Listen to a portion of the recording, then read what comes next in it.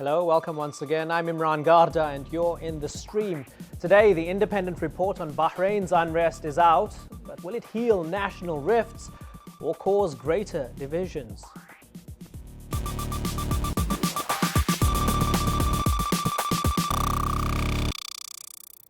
I'm happy to inform you that joining our community today for an exclusive interview on the couch is Bahrain's Finance Minister Ahmed bin Mohammed Al Khalifa. Thanks for joining us, sir.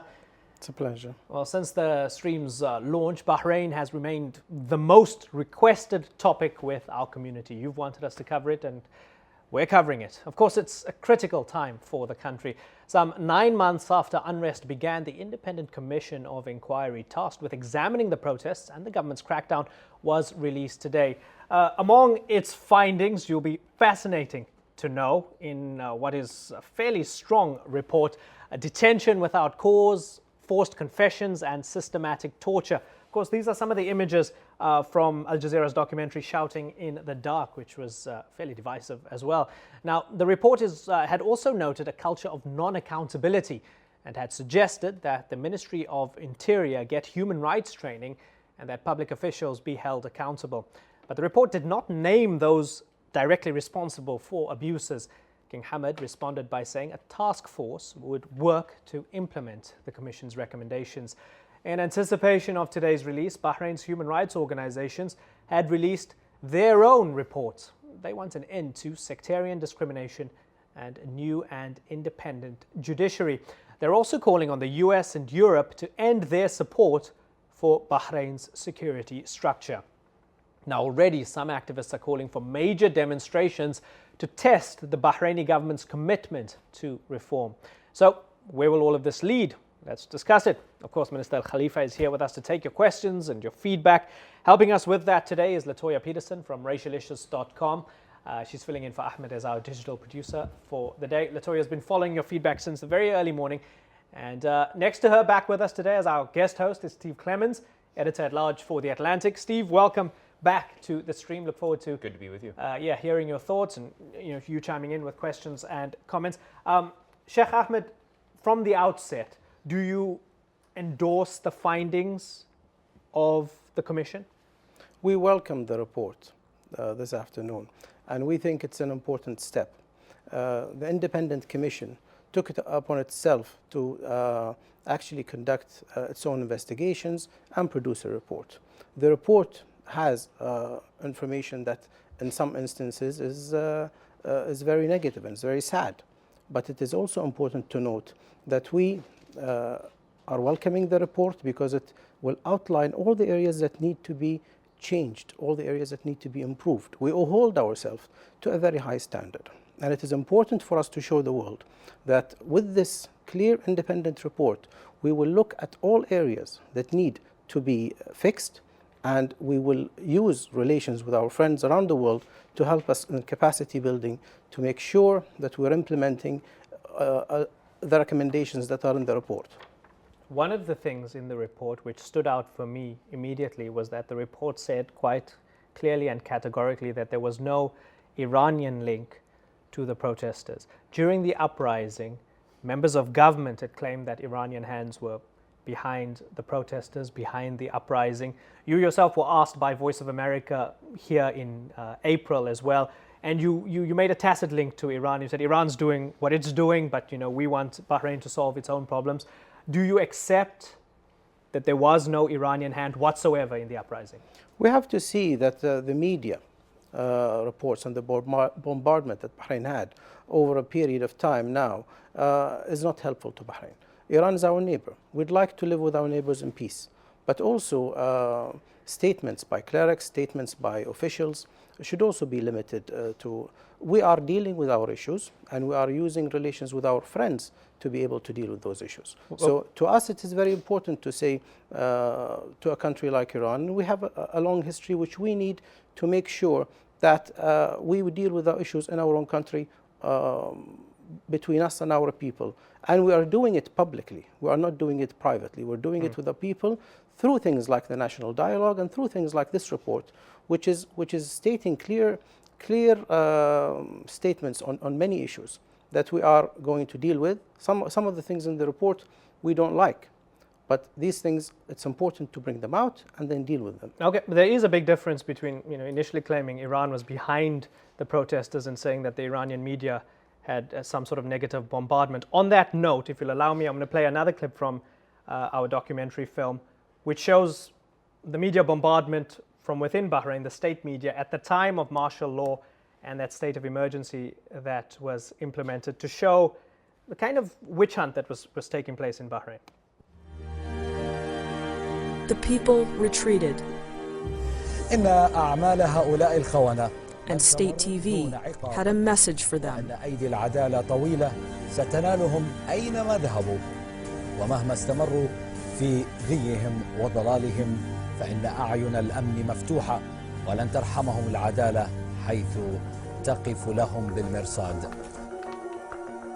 Starting with sportsmen, Bahrain TV ran a campaign to name and punish prominent Bahrainis.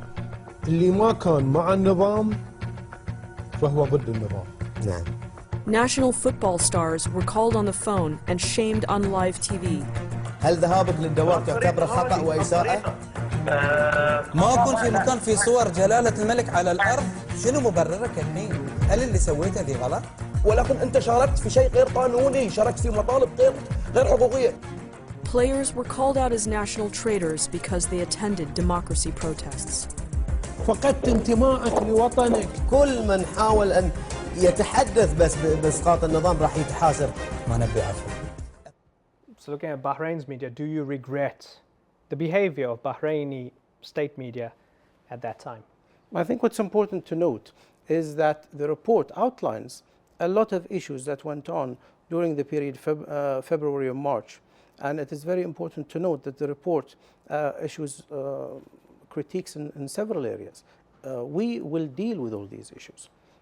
And I think the King's statement today was very clear that a group of ministers will be tasked now with looking at the report, looking at the suggested implementation procedure within the report, because there is within the report a process that the Commission has suggested of how to deal with the report, and the ministers will recommend a process of implementation of recommendations based on that process.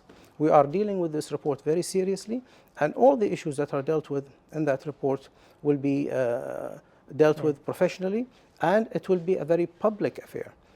I think it is very unique in the Arab world to see a process like what happened today, and it is important to note that this process took place because of the intention of the government, the intention of His Majesty to make sure that any wrongdoing that is there, that people will be held accountable for any mistakes they've done or any laws that they've broken. Okay, before we get some feedback from Latoya, Steve, the point that Sheikh Ahmed made, that this is unique in the Arab world, would you concur with that?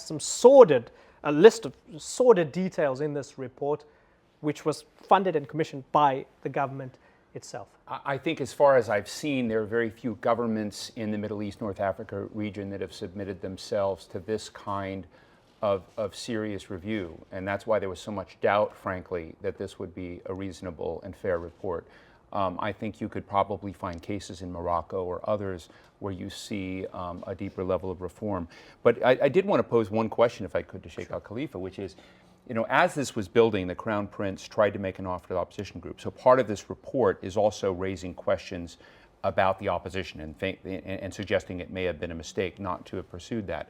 But one had the sense, as you saw the violence building, and there's this report I have up here called The Human Price for Freedom and Justice on the Human Rights side, with 45 killings, 1,500 cases of arbitrary arrest, 1,800 cases of torture that are documented, that there was somewhat of a family feud, if you will, inside the monarchy and the family of the king, of different wings of the Bahraini establishment. It's a very small country.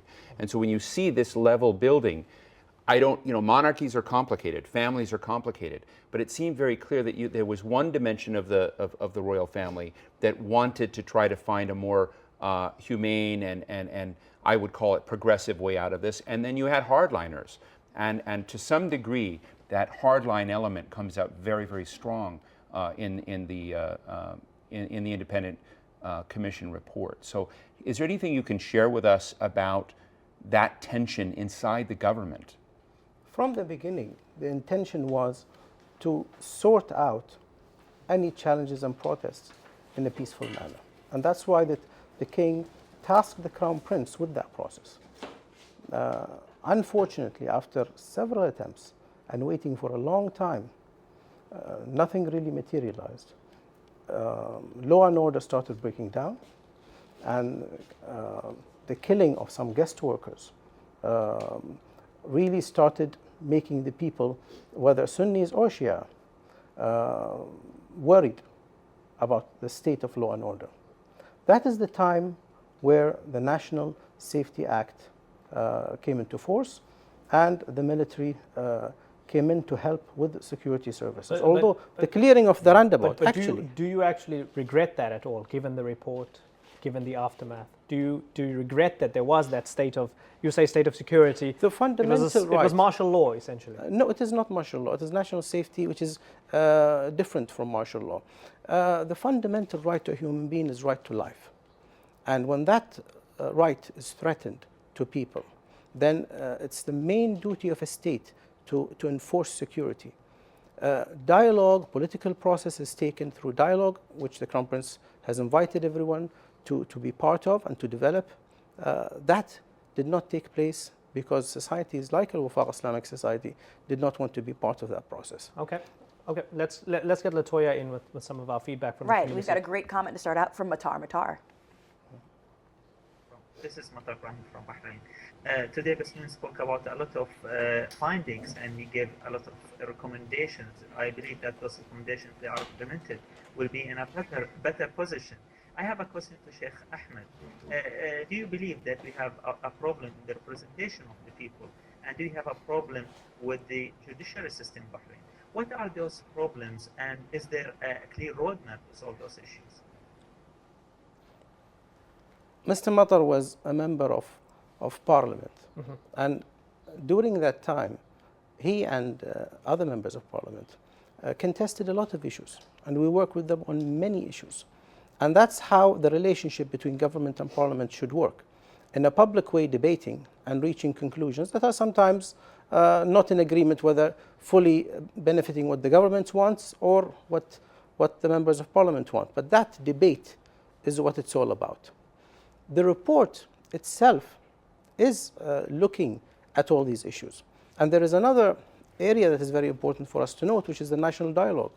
The national dialogue took place, and 291 recommendations came out of that, in which all people from all walks of life were represented in that national dialogue debate. So between that document of 291 recommendations, in which now the process of implementation has started, and this independent commission report, I think we have a good foundation to move ahead. One of the things, sorry to interrupt you, one of the things brought up by the opposition is the issue of sectarian or religious discrimination. Now, there's not just one report. One report is getting the headlines today, undoubtedly, but there was a report yesterday by a group of, a medley of human rights groups and NGOs. They came out with their own report to sort of preempt the government-sponsored one. Did you read it?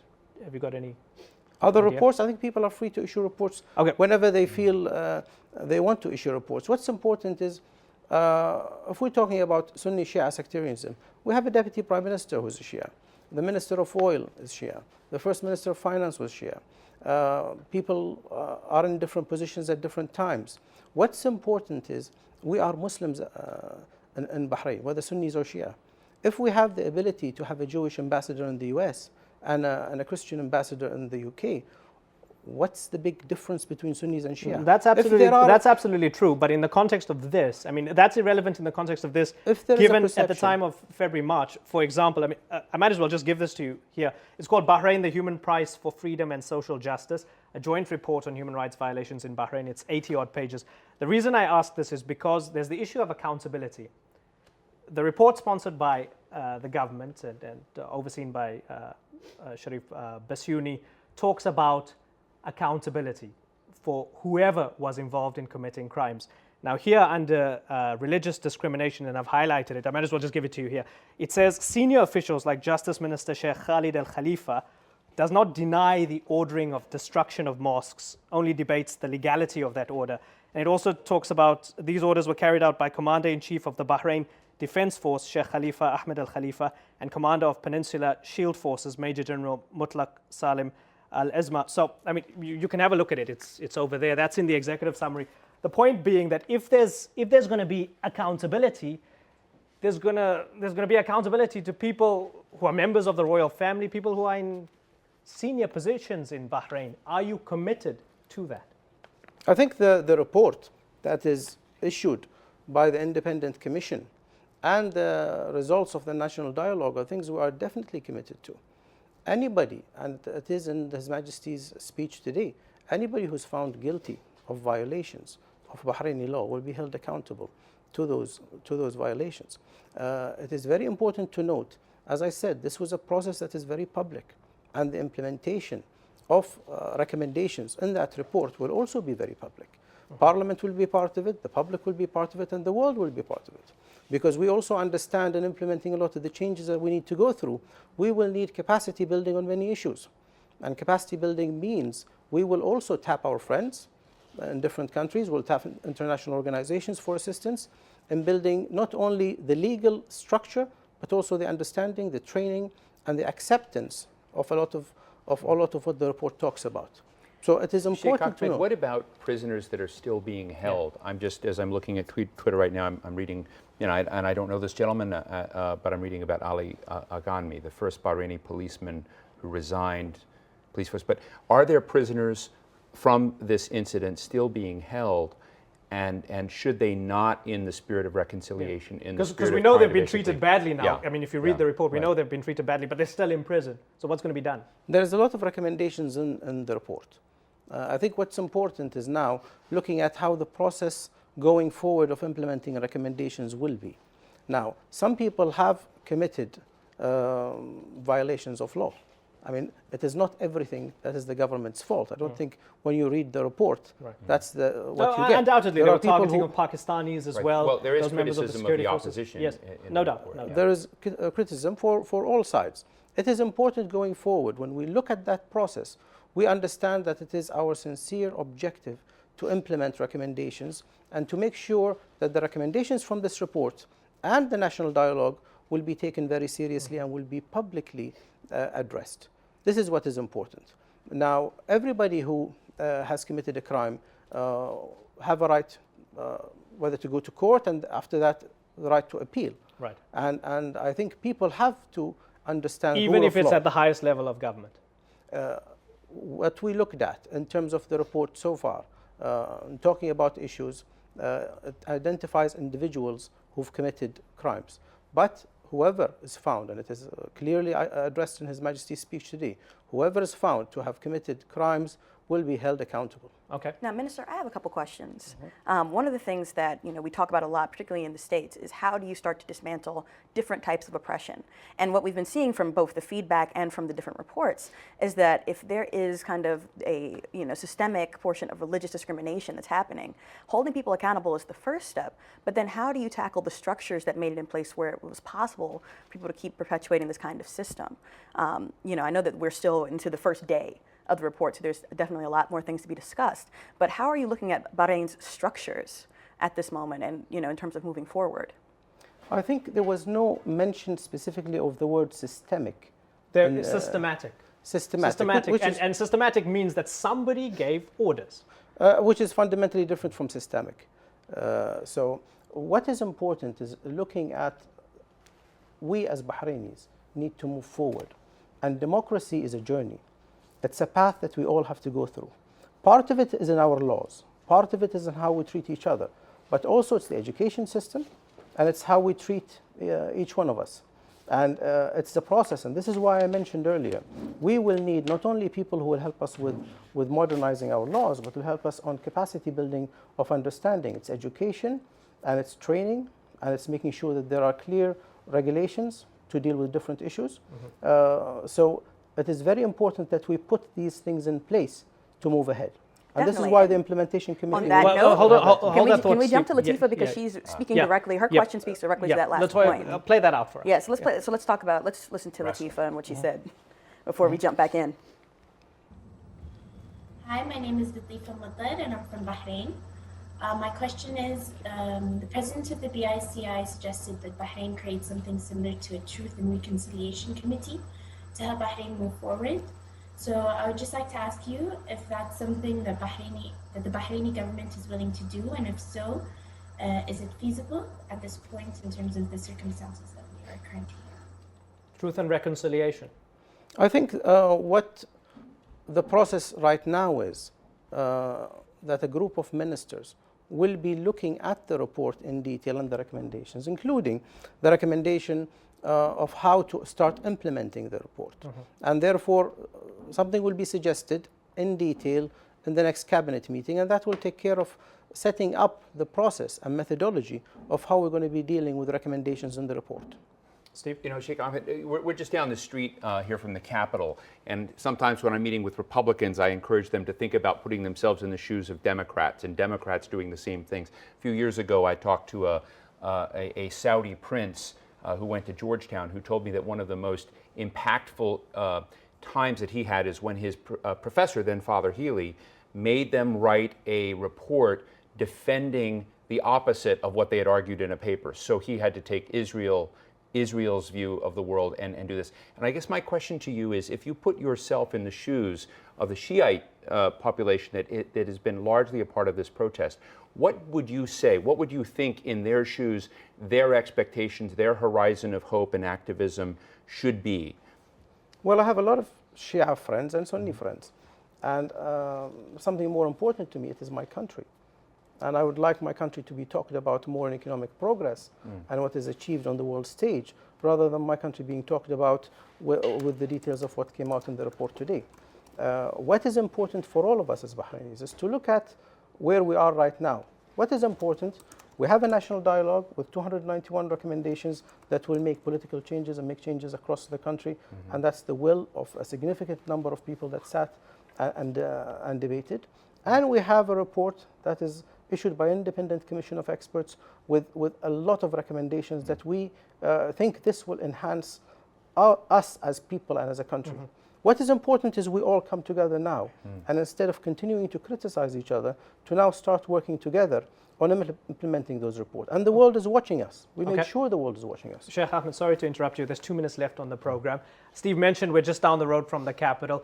We know from numerous reports, including comments from the US government itself, that a $53 million arms deal hinges in many ways on this report.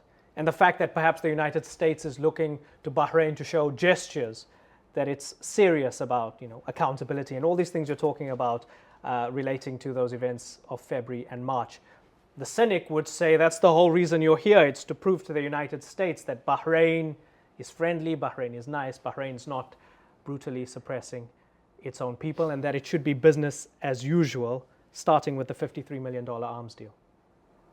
I think what's important is to say Bahrain's relationship with the US is for over 100 years. And it started not with the US military, which is a 60-year relationship, but it started with the American Mission Hospital and the American Mission School. It's a school that I went to. Not that far back, but I was a student in the 70s and late 60s in the American Mission School. What's important is that we have a relationship that is based on mutual understanding on many issues, including the relationship, whether it's on the military and relationship on many fronts, including the free trade agreement. Have you had any feedback from them since I have this not morning? I have not had any feedback this morning, but I'm here to talk here because I believe the US is our friend, and this friendship has lasted for over 100 years, and it is important for us to continue this relationship. Bahrain, what Bahrain has done is to show the world that we're not afraid to look into our problems and to talk to the world about it. Hold that thought. We're going to continue the discussion for about 5 minutes or so in the post-show on stream.aljazeera.com. I hope you continue watching. Shaikh Ahmed, it's been a great pleasure having you on the couch for our TV viewers who won't be watching the post-show. Steve as well, and Latoya, thanks for joining us. Join us online. We'll catch you there.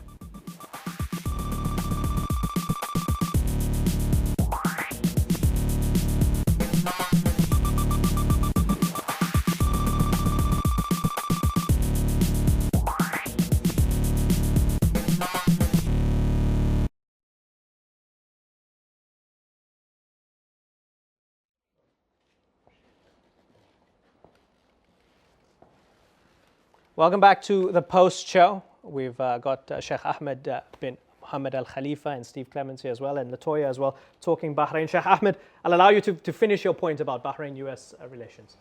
I think I'm here to show what we are doing, and we value the relationship with the US.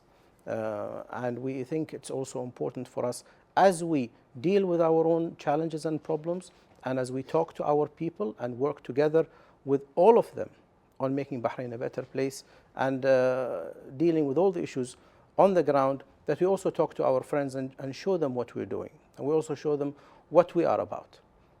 Is there nothing to do with the arms deal? The arms deal is part of a continuing relationship.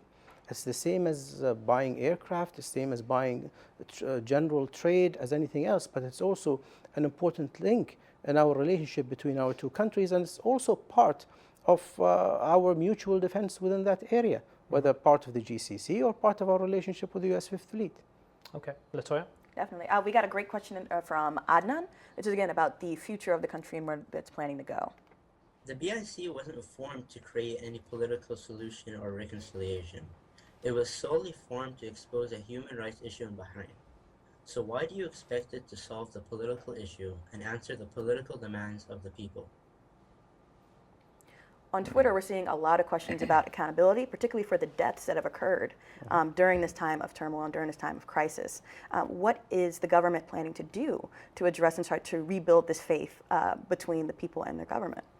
I think on the issue of the political changes, we've got to take the issue of the national dialogue, and I mentioned this several times now, but the 291 recommendations on the national dialogue actually deal with a lot of the changes that are going to be presented in the Constitution, giving members of Parliament a lot more power over government and individual ministers for questioning. So when one looks at the whole number of changes, one has to look at the national dialogue and this independent report.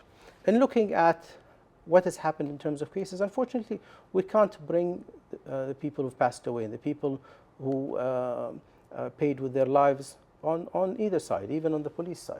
But you know, one of the problems, and again, sorry to interrupt you, one of the problems with people being cracked down upon and people dying is that you create ideological camps. And an interesting point coming in from Waiting for Sanity was that the BICI report has already been condemned, praised, embraced, without people having any clue as to what it will entail. And that's true. A lot of the people that will be condemning it have not read it. I read the executive summary. I was quite surprised at how strong it was. But people are in such strong ideological camps now as a result of the crackdown that it's going to take more than a report to win them over. Do you recognize that? Do you recognize that with a lot of people it's going to be hard work? When 15-year-olds are killed in a crackdown, when 15-year-olds are rounded up and tortured in prison, it takes more than issuing a report which is self-critical to make people believe that you're not disingenuous.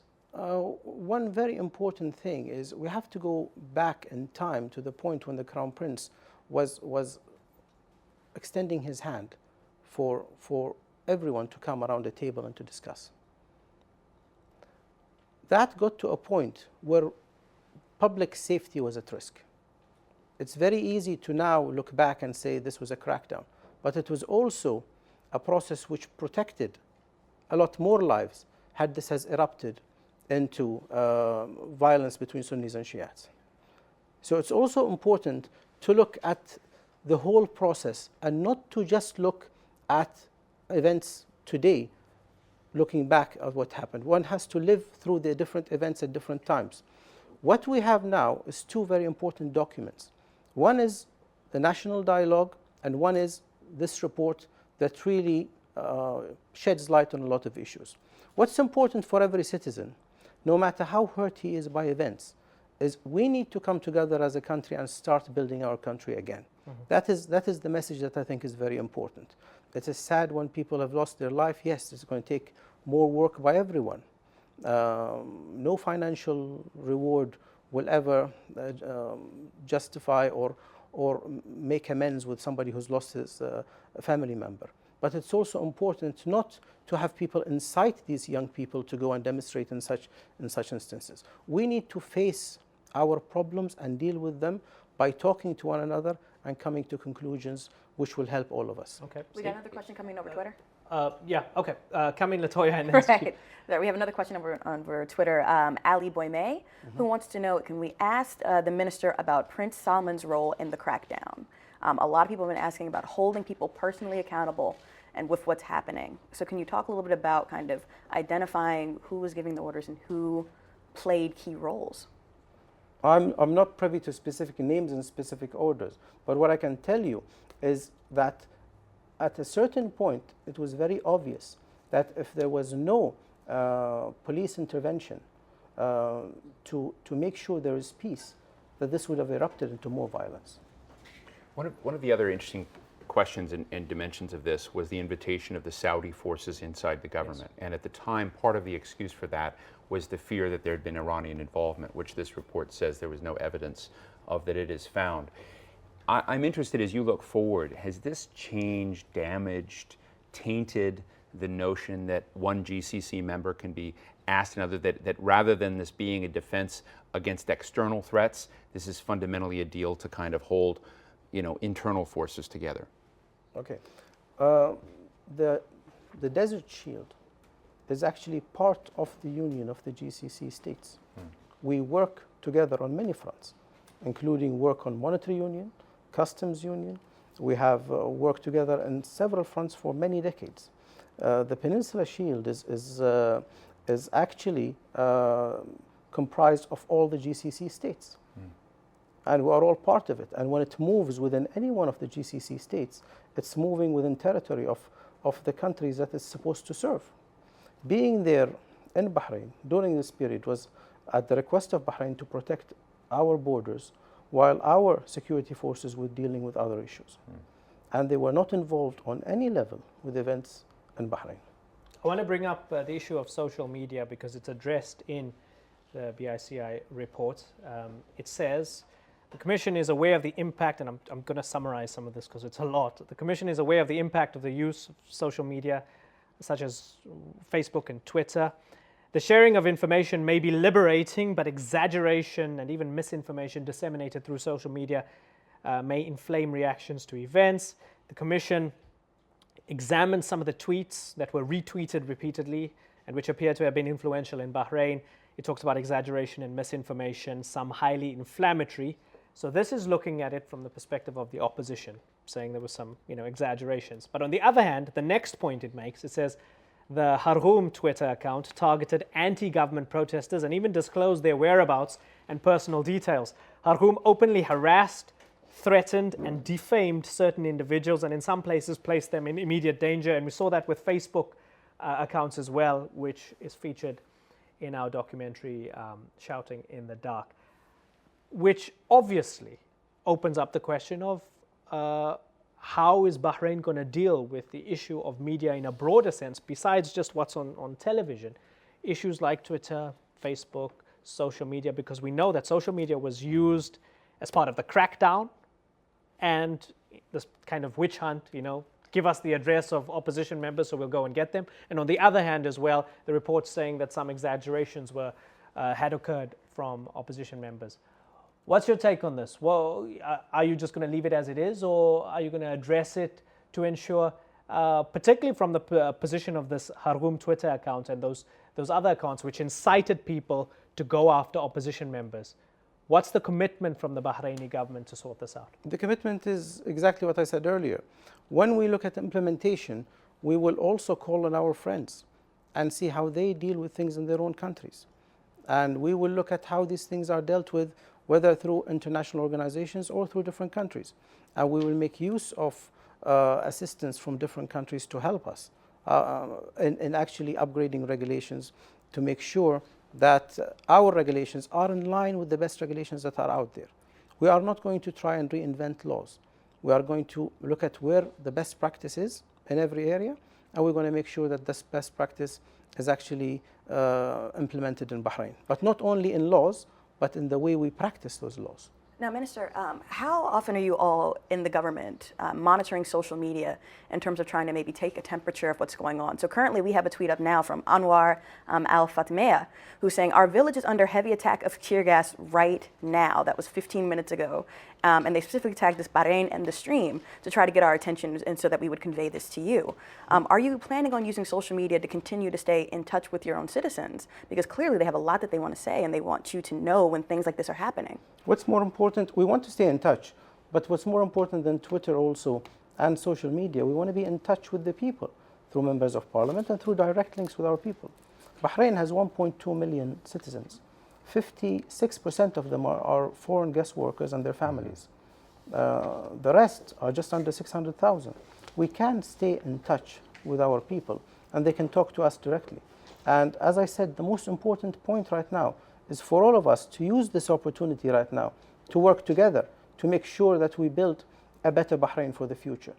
And we become a beacon of development, whether it's in human rights or other areas, and then we can focus again on economic progress. So what's the best way for citizens to get involved? Like clearly the stream is, based on social media. So we have a hugely active community here that wants to know how they can get involved, and they've been lobbying us, from day one to make sure that we stay up on top of Bahrain. But what can citizens do within their country? What do you recommend? I think by communicating through Twitter, they are adding value. Maybe they should recommend to Bahrain TV to set up a program such as this one, where people can call in and contribute. But what's more important, I think, newspapers, media, people need to talk more than have violence in different forms. Shaikh and I Ahmed, think through talk we can achieve a lot. Shaikh Ahmed, can you give us a commitment here? I know you're the finance minister, but you're an influential guy. Can you give us a commitment that people can peacefully protest, whether at Pearl Roundabout or elsewhere in Bahrain, at this very moment, tomorrow, the day after? There is clear procedure for people requesting a permit to protest and to protest in Bahrain. And we've always had that process where people can actually request a permit. Now, the Pearl Roundabout is... How do they get the permit? They do get the request approved. Now, the Pearl Roundabout is no more, and it is a sensitive area. I think it's more important than asking people to protest is to ask people to look at these reports and look at the intentions behind them. And for a while, just give the country a chance. But isn't it the best test of your sincerity for people to go out onto the streets and say, here we are, we don't have any weapons, we're calling for reform, we're calling for our rights, don't shoot us? Nobody's shooting protesters. 45 people were killed during the protest. No, it's not 45 people. I think the report also goes through the numbers clearly. And there were 35 numbers mentioned, 35 people, of which 4 were actually police officers. And there were also foreigners that were killed unnecessarily and unjustifiably. So there was violence on all sides. Okay, but again, to simplify it, people can't go out onto the streets at this moment in time. People who can request a permit to protest can protest. But they won't be given the permit at this moment in time. Permits are actually given from time to time for people who want to protest. As I said, what is important now is you can protest. What's more important than protest is be part of the process of building your country. And through that, you can protest your opinion in venues where you can be heard. So now's not the time to protest? No, the law for protest is not something that's put on hold. There is no hold on that law. The law is clear, it's available. People can apply to the Ministry of Interior for a protest and they can conduct a protest. And but because it's a sensitive time, they won't be given the permit. No, wait a minute. We've been having protests at different times that are legal. This is something that never stopped in Bahrain. It is not something that we're saying we have no protests and let's have one tomorrow. People have been having rallies, Al-Wufaq has been having rallies in the villages and so on, and this has been an ongoing process. We are not going back on our democracy. We want to move ahead with our democracy. Okay.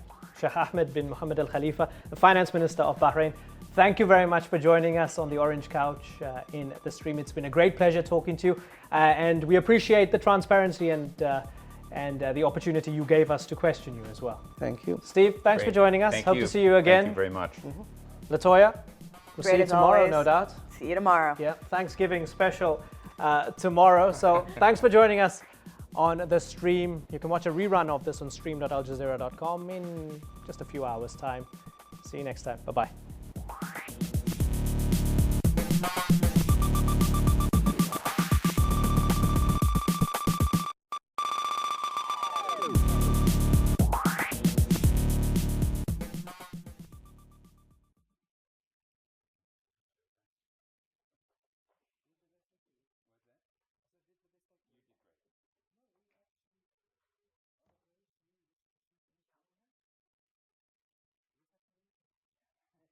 Stand up, I'll get these off you. Sure.